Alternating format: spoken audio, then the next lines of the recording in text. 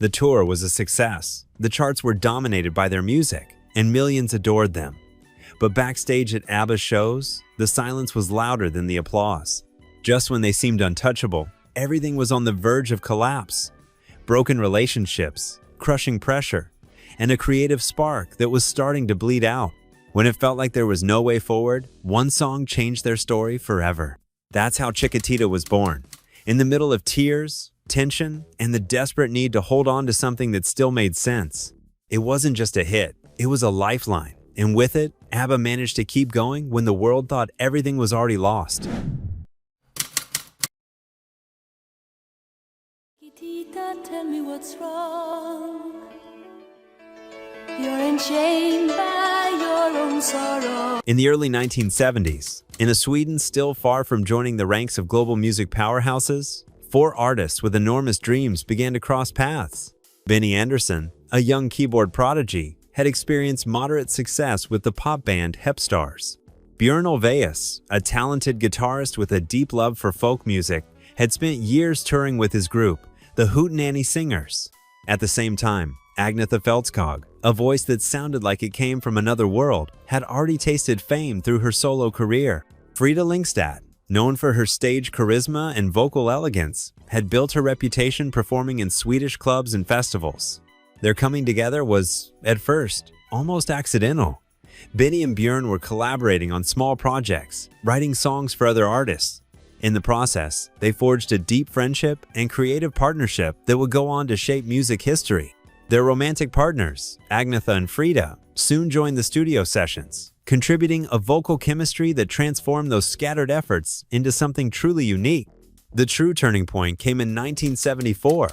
With the song Waterloo, catchy, daring, and unashamedly pop, they decided to compete in the Eurovision Song Contest, a competition known for making or breaking careers overnight. Against all odds, ABBA, a name formed from the first letters of each member's name, dominated the contest. Dressed in shiny costumes and delivering a performance that was theatrical for its time, they didn't just win, they captivated all of Europe. Their Eurovision win was more than just a trophy. It flung open the doors to the international market, a place that had previously been off-limits to Swedish artists. Waterloo climbed the charts in the UK, the US, and Australia, marking the beginning of a meteoric rise. As the years rolled on, hits like SOS, Mamma Mia, Fernando, and Dancing Queen became more than just radio staples. They were generational anthems. Each release reinforced the image of a group that was unshakable, wildly successful, and seemingly untouchable. But like every empire that grows too quickly, the foundations began to show cracks, ones the public couldn't yet see. While the world celebrated ABBA, personal relationships and the pressures of success were quietly building into a storm that would soon erupt.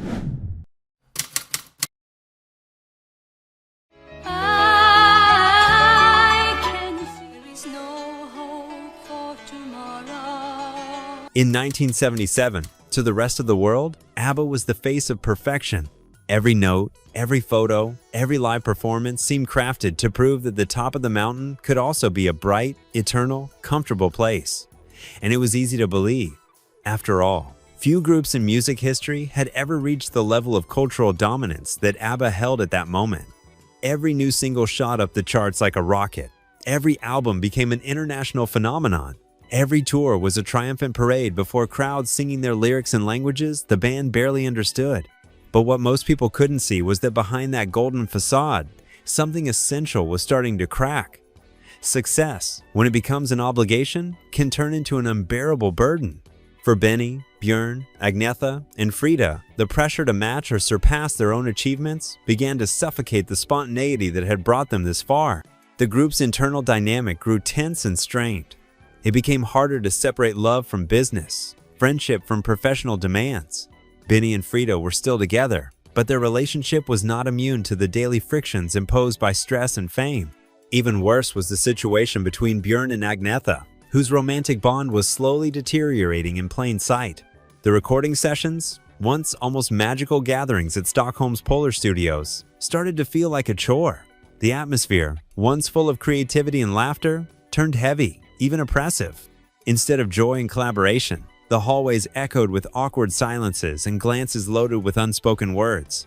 Workdays dragged on unnecessarily, not because the music needed refining, but because finding even the smallest spark of motivation was becoming harder and harder. External pressure gave no relief either. Record labels, the press, the fans, everyone expected another hit. Another album that would climb the charts the moment it dropped. Another single that would define a generation. And even though the group sensed just how close they were to emotional collapse, they couldn't stop. They had created a monster, and now they had to feed it. They tried to write. They tested ideas. They penned lyrics about heartbreak, nostalgia, and losses they themselves couldn't tell were real or symbolic. Sketches like Lovers and Crying Over You were shelved, never even making it past their own ears. It wasn't enough. Nothing was enough.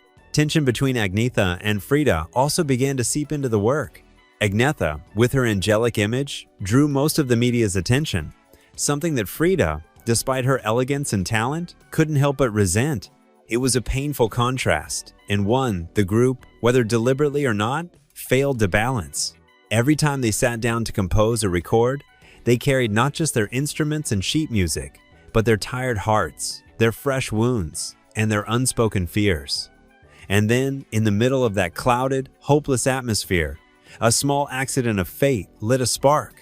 A trip, an old song on the radio, an emotion long forgotten. It wasn't a plan. It wasn't a calculated creative burst. It was a memory, a melody that touched an open wound and, against all odds, began to heal it. Without knowing it yet, ABBA was about to reconnect with something they had lost, the ability to feel, to move, to heal through music. Not just for their audience, but first, for themselves. But before we go on, let me ask you something. What song marked an important moment in your life? I'd love to read your story in the comments as we continue uncovering how a simple melody forever changed ABBA's fate. There is no hope for tomorrow. Your best friend and the one. In one of their many attempts to break free from the cycle of frustration, Benny and Björn set off on a short trip, trying to escape the tension that surrounded them. It wasn't a planned retreat, nor even a conscious search for inspiration.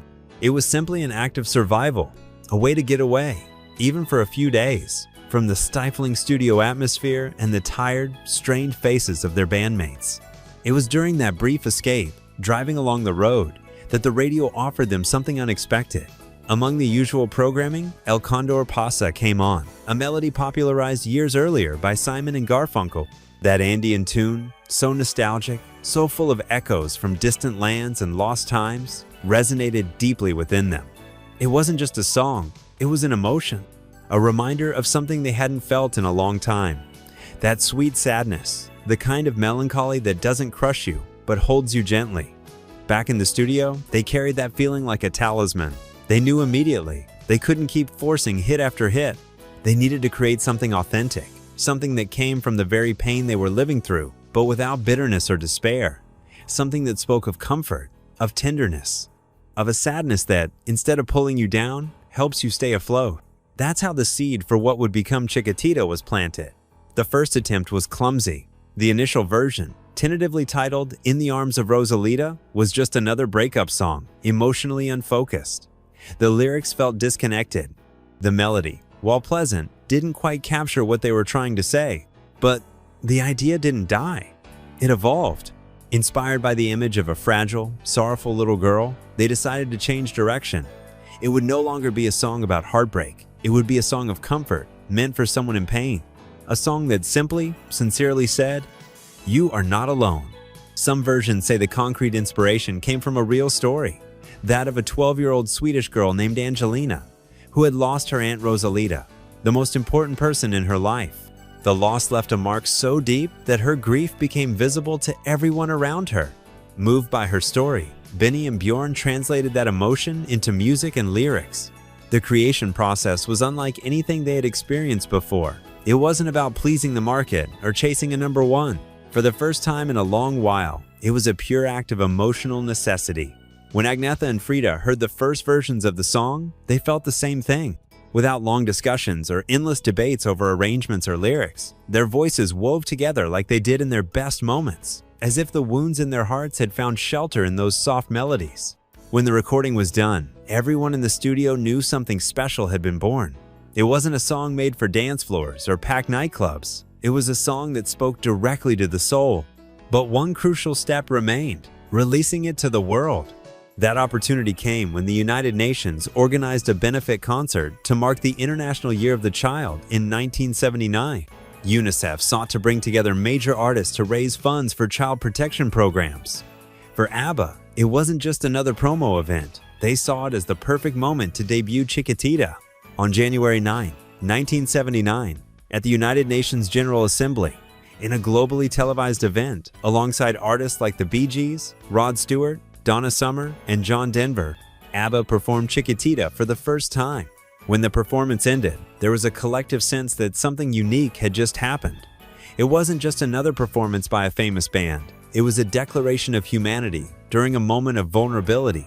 A few days later, on January 16, Chiquitita was released commercially and began its own journey into the world, carrying not just ABBA's talent, but their personal rediscovery.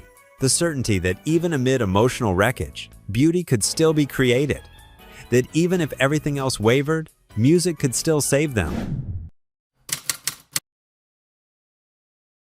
Chiquitita, tell me the truth. Your best friend. Chiquitita began climbing the European charts just days after its release. In the UK, it debuted at number 8, an impressive feat for a first single, and quickly rose to number 2, held back only by Blondie's Heart of Glass. In other parts of Europe, the song soared effortlessly, reaffirming ABBA's powerful grip on audiences. But there was one region still out of reach: Latin America.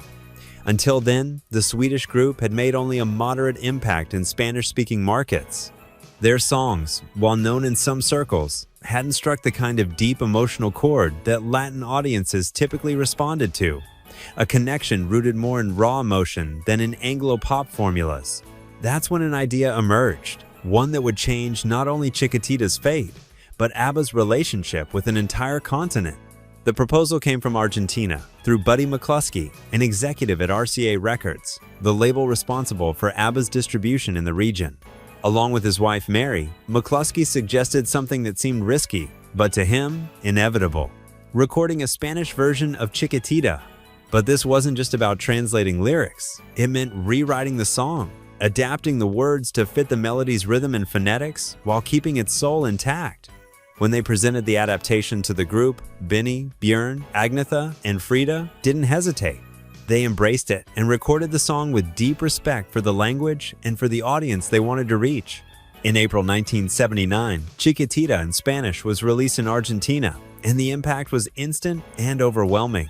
The song shot to number 1 within weeks, selling over 500,000 copies in record time, far surpassing the performance of the English version. But Chiquitita was more than a commercial hit. It became a cultural phenomenon. It turned into a hymn, a companion for millions who found in its melody and lyrics an emotional refuge. At weddings, birthdays, funerals, school events, and spontaneous serenades, Chiquitita played again and again, woven into the fabric of daily life. Its success was so profound that ABBA, recognizing the magnitude of what they had achieved, decided to deepen their connection with Spanish-speaking fans. In 1980, they released Gracias por la Música, an entire album of Spanish-language versions of their greatest hits. But the legacy of Chiquitita didn't end with sales. From its very first performance at the UN charity concert, ABBA had pledged half of all the song's royalties to UNICEF. It was a monumental gesture, not symbolic, but concrete. Over time, the contribution grew. In 2014, the group announced that 100% of the song's profits would continue going toward child protection programs.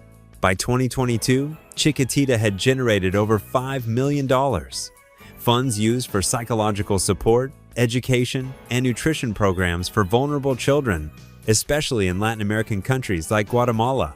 Chiquitita, born from exhaustion and sorrow, became one of the most impactful charity songs in music history, a piece that not only transformed ABBA's career, but also the lives of millions. And the most curious part?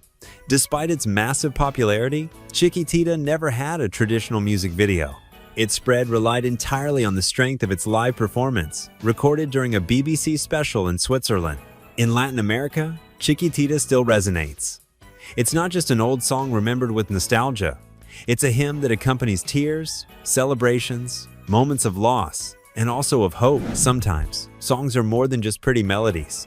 Sometimes they're shelters, invisible bridges that connect us, comfort us, save us. And that's exactly what Chiquitita became. A musical embrace that, decades later, still echoes in the hearts of millions. Now tell me, what emotions does Chiquitita stir in you when you hear it today? I'd love to read your thoughts in the comments. If you enjoyed this journey through time, don't forget to leave a like, subscribe, and hit the bell icon. See you in the next video, where music is still forever.